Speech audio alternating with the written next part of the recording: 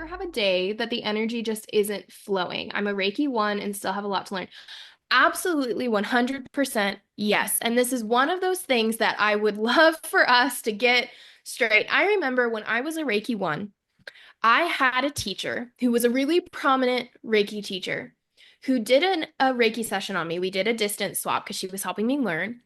And I believe it was my sacral chakra and my heart chakra were a little out of balance. And she told me, you're never going to be a Reiki practitioner if you can't get your chakras completely balanced. At the time, that was devastating. I'm like, Christine's mad. boo, boo. Like, So I'm not okay with that response at all. I know. And so, but at the time, right, as a Reiki level 1, that was completely devastating because I was like, I'm human. How the Should hell be am I supposed to get perfect. every chakra? And so, no, no, we are human. We are human beings. We are life, like we were saying, we are life masquerading as a human being. And because of that, we're going to have ups and downs. We're going to have emotions. We're going to have limiting beliefs come up. We're going to have triggers, right? But even all of that aside, when you think about the fact that our energy, our life force is everything, right? It is connected to all things. Whether you want to say that it's Reiki energy that flows through all things, or it's the animist perspective that everything has spirit, or it's the Buddhist perspective that we're all the great nothing. However you want to look at it, we are connected to everything, which means that the energy of mass consciousness, the energy of our neighbor, the energy of the planets, the energy of what happened at work that day, how our nervous system is doing, how our organs are functioning. There are an infinite number of things that are constantly impacting our energy. And we can use practices like Reiki or shamanic journeying or crystals or chakra healing or all of these things to help us stay in alignment. But it is not so that we never have a day that feels off because we are human. If we never had a day that didn't feel in flow, right? Or that didn't feel quite right, or that we didn't feel 100%, those days would lose their meaning. They would lose the magic, right? Those days of discomfort where things aren't flowing, where we feel triggered, where we feel out of alignment, not only are they part of being human, but that's where we learn what needs healing, where our next step is. That's where in that discomfort, we find what our next place is. The original shamanic tribes had this brilliant phrase for that, and it was this idea of being betwixt and between, where you're not quite in one space but you're not quite in the other. And usually that was used in this idea of a big life transition, right, or a big period of spiritual awakening. But I think we can use that in our day-to-day lives too, where some days we just have these days where we are betwixt and between. We are not in alignment. We're also not fully out of it, but things just aren't flowing. Things just aren't connected. Why do we have those days? Because we're human and because we're learning and because there are an infinite number of things that could be impacting us. And so I think that my answer to this in my personal life, and it's something I've had to really lean into lately, is this understanding that alignment is alignment in the moment. So there's not this one ideal of when I'm aligned, I feel like this. I am a level 10 happiness, everything is flowing, I get 5 synchronicities an hour. It's what does alignment look for you right now? So alignment might be sitting on the couch with a cup of tea. Alignment might be doing a full hour Reiki session. Alignment might be having a good cry. Alignment might be just taking a few deep breaths. And alignment might be just having a day where you go, you know what?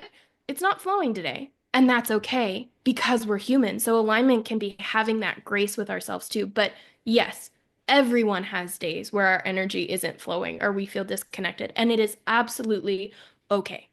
And so with that, I'm going to do a little I'm going to get a little vulnerable and also a little public service announcement of last Thursday. I was totally scammed, and I was involved in a Bitcoin scam where I was on the phone for 6 hours with who I thought was the police. And they were so legit, and they gave me what looked like a very valid warrant. And they I was totally scammed to the point where even my phone, which I have an Apple phone, so if Apple thinks that you're talking to a police officer, it will start automatically recording. So that's how legit everything sounded. And it I was having panic attacks, I was hyperventilating, I was crying all day long. And so I it happened. The shit happened. I, like bad things happen. And the cool part is that afterwards, I have all of these tools in my tool belt to go, how can I recognize who am I again? I'm not giving power to these people. I'm not giving my power to what happened. I'm not going to change fundamentally who I am, which is a kind and trustworthy person. I am not available for that. I'm not going to harden my heart. I'm going to stay true to who I am, and I'm going to I'm going to do the things that I know. I'm going to lean on my community. I'm going to, I called my dad, I called my son. Like I reached out to the people who I needed to be quick action people and set everything up so that I could go be an embrace that I knew was going to love me and to whisper things of, you are incredibly smart. You are an amazing woman. Like you are a badass boss mom. Like like shit happens so that I could remember who I am. Right. And so, and then go, okay, what tools do I need to bring in? Like, what do I need to feel like myself again? What does that look like? Right. And so I woke up Saturday morning going, I need to bake a molasses cake. Right. And so if I'm cooking, especially if you see me baking all day, something is wrong. Right. Like it is literally how I transmute negative energy. I bake.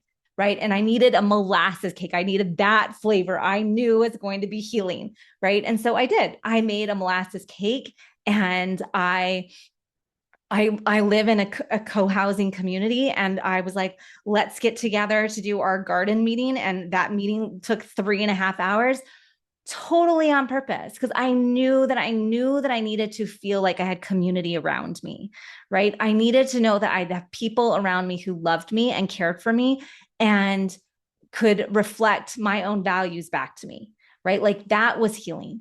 And to also know, like, did I experience a soul loss? Do I need a soul retrieval? What do I need to really claim my power back? And you know what? Last night I taught my psychic protection class, part of my master class, and it felt so good to put on my teacher training role and put on that cap and fully be embodied in that energy, because that is essentially who I am. Like I am a teacher. And so finding those places and spaces when you feel off, not to beat yourself up that it happened, but going like, we're on that spiral. Now I have a wider perspective. I know what tools I need. I can activate that faster. If this would have happened 10 years ago, maybe I would have locked myself in the house for a month, right? Like I could have had a very different reaction because I didn't have the same tools that I have today, right? And so what do we know about ourselves? I know that I need people. I know that I need a bake. I know that I probably like will need a healing session. I know that I need hugs. And I know that like I've put myself in a community where literally if I posted in my community, I need hugs today, I would have a line out my door, right? Like those are the beautiful things. So know that we're human, know that shit will hit the fan. And what tools do you have and who in your life can you lean on? Like I call like immediately afterwards, I called Isabel, I called Chantel, like they were the top of the list of going, shit went bad on Thursday, right? And so, and yet here I am Monday morning on this call with you, right? Like, and I did the things. Like, it doesn't mean that I'm done. It's not done now. I still am working with the police. I'm still being triggered and I'm still sensitive and I'm doing the things. And I absolutely love that story and the vulnerability there, because what I think it highlights is something that I would love for us to start making a thing. Like, let's make a movement, people, of this idea that can we switch the word healing for aligning? And the reason I say this is because I think so many of us get caught up in this idea of I'm healing, right? Which sometimes we are. If we're healing from a trauma, we're healing. If we have a physical injury, we're healing. If something really, really devastating happens, like grief, we are in that healing process. But when we get to this point that we're living our day-to-day lives, we have this tendency in the spiritual community to continue to say, I'm on my healing journey. And while that might be true, I think it facilitates this idea that we're going to be done, right? One day we're going to be healed. But when we look at stories like Christine, where we say, like this badass woman who comes on and teaches us every Monday and has so much love and so much wisdom and so much compassion to give, even she gets triggered.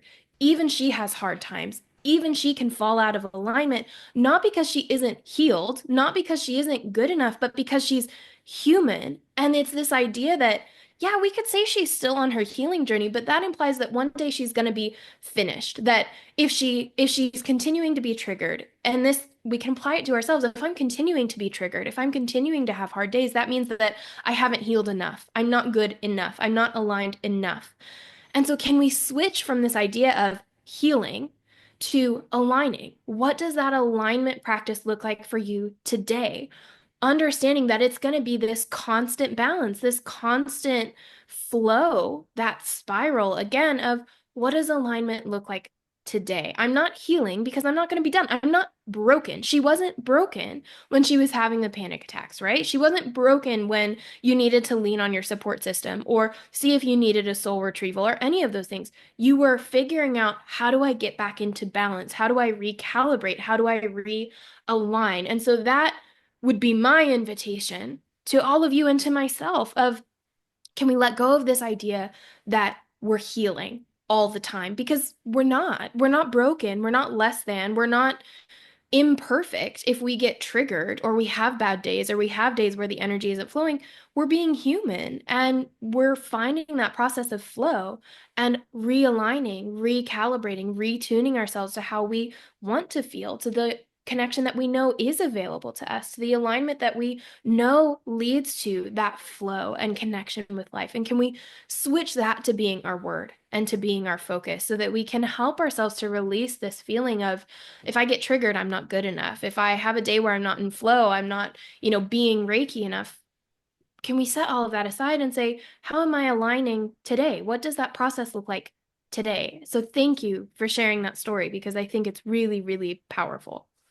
Thank you. And thanks everyone for listening, for showing up, for doing this alignment work. It is so incredibly important.